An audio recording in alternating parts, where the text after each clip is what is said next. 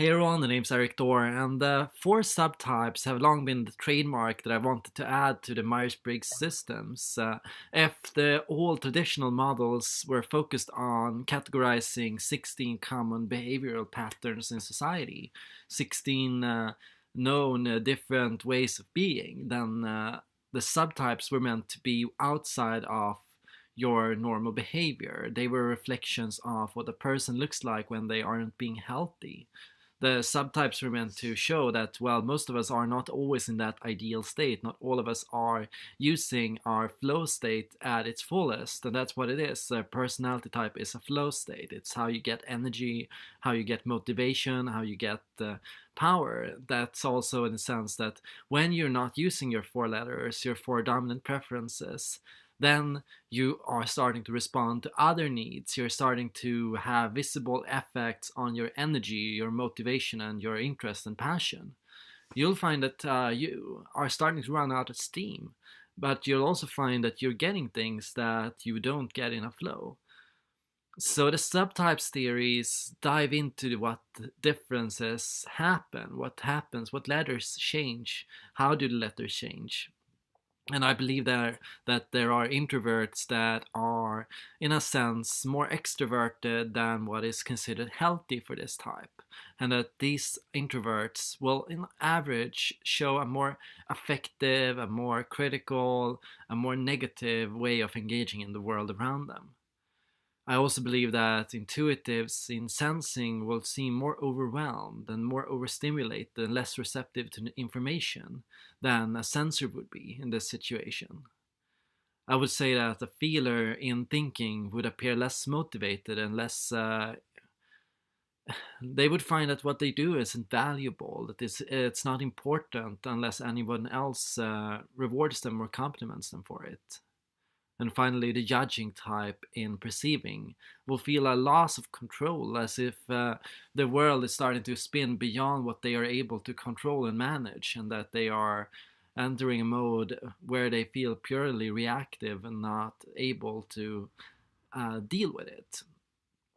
This subtypes theory goes beyond what people traditionally say. People tend to say that type is just a matter of variation. If you're 60% introverted, then you're an introvert. If you're 40% extroverted, then you're an introvert. If you're 40% introverted, then you're an extrovert. It's the theory has always been that introverts can be extroverts just like extroverts can be, but without any effects on its energy, without any effects on its mood or motivation or its health. But I'd like to fix that. I'd like to fix that by showing that yes, an introvert can extrovert and an extrovert can introvert, but with effects and impacts on people's health and motivation.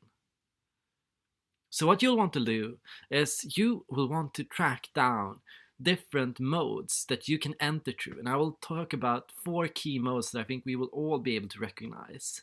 The first, of course, is the hero, the flow, the normal person in a normal state where they feel energetic, they feel interested in what they do, they feel motivated, and they feel like what they are doing is valuable and important, and they feel like they can manage stress and that they are able to stay on top of things and that they have their life under control. This is the ideal state for any person to be in. Uh, the, the subtypes are reflections of less ideal states. The sidekick is a reflection of a person who has energy, who has a sense of calm, but in a way, what they are doing is it feels unimportant to them, and it feels like the world is a little too stressful or a little beyond what they are able to control and manage.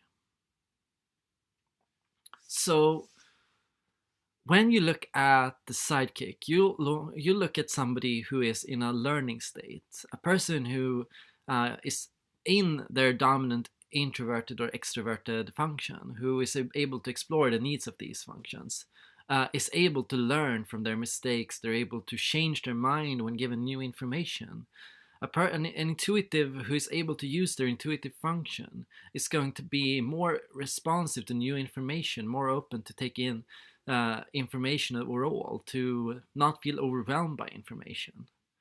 And this is what the sidekick state is. The sidekick state is the student state, or the child state, or the state of a worker, somebody who is learning, who is adjusting to standards, who is taking in new information, who is responding to things that's happening, who changes their mind when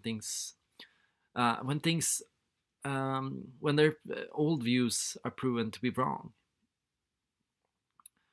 The sidekick, however, has a lower than average sense of motivation. They are out of touch with their feeling function, if they are feelers, or with their thinking function, if they are thinkers.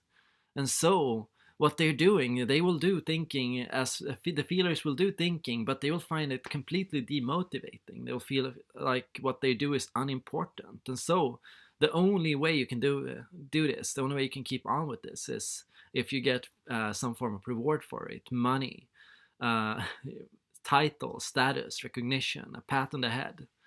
Often, a lot of us are in this so-called sidekick or work state because we are focused on work, we're focused on doing what work finds important, but we don't do what we find important. And everyone needs to do this at certain times, and everyone needs to be able to do this.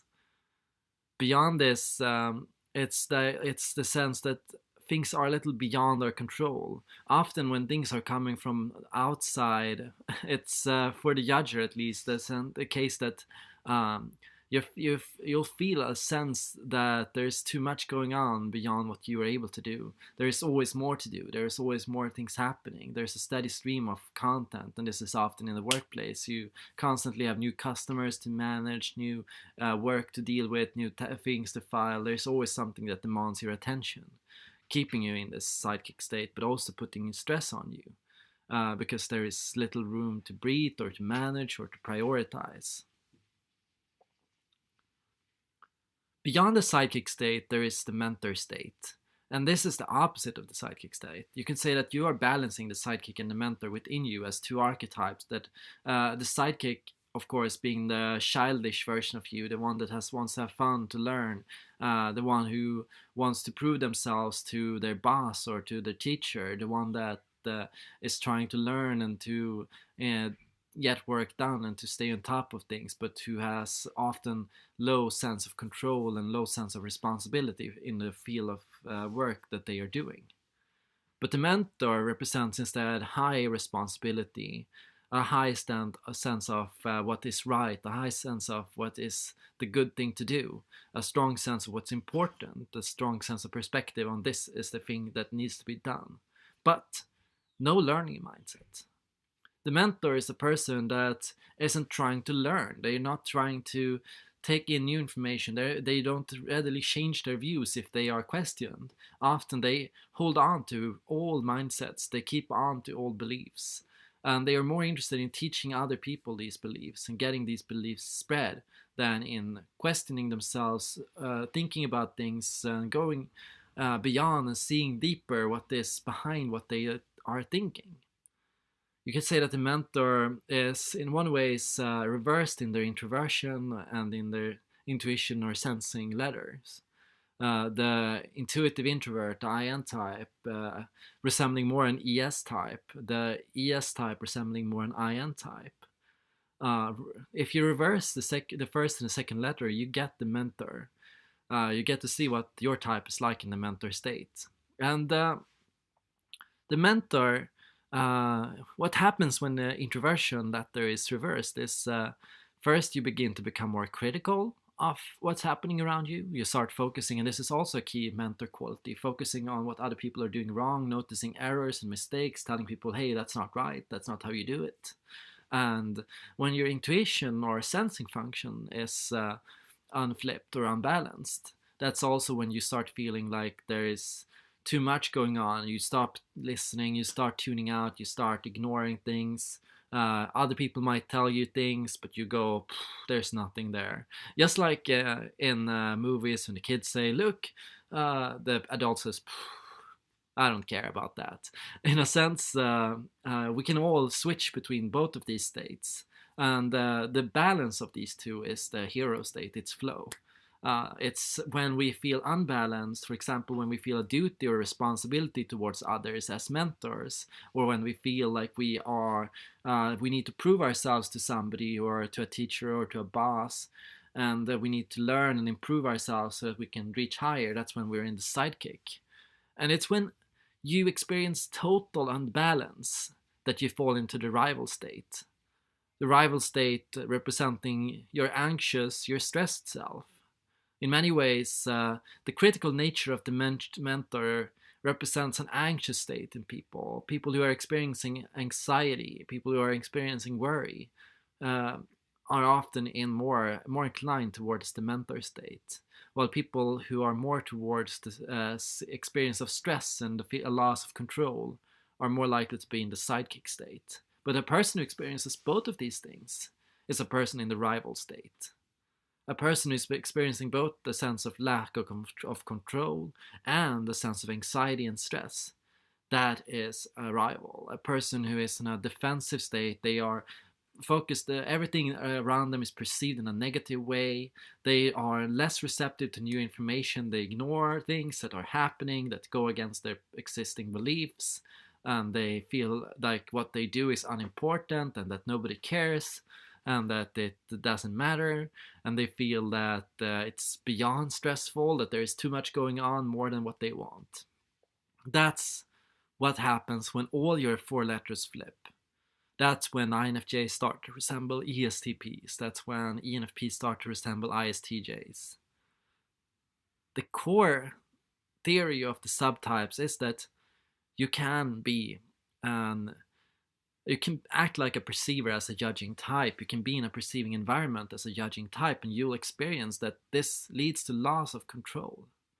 Just as when a perceiver goes into judging, they will experience that leads to a loss of control. So, thinking about this, what subtype are you in? What do you relate to the most? Do you relate to being in a position right now where you need a high amount of responsibility over others? Or do you relate to being in a state where you are more carefree, but where you seek to, in a way, prove yourself to somebody, or where you try to work hard towards something, a project, a school, learning something new, improving yourself? That's a good cue to finding out what subtype you're in, and also finding out what type you're in. Like I said, the hero state when you're in touch with your first four letters. The sidekick state is when you're in touch with, in particular, your first two letters. Sorry, mirrored cameras. And when in the mentor state, you're in touch with the other two, but not the first two. So this is the algorithm. In the rival state, you're not in touch with any of your functions. So that often is a chaotic state, a crisis state, a negative state. So that's something worth avoiding. So I hope that made it a little clearer, and I hope you all enjoyed this video. And if you're interested, I can offer type consultations, and I can offer services where I can type you and help you pinpoint what subtype you're in.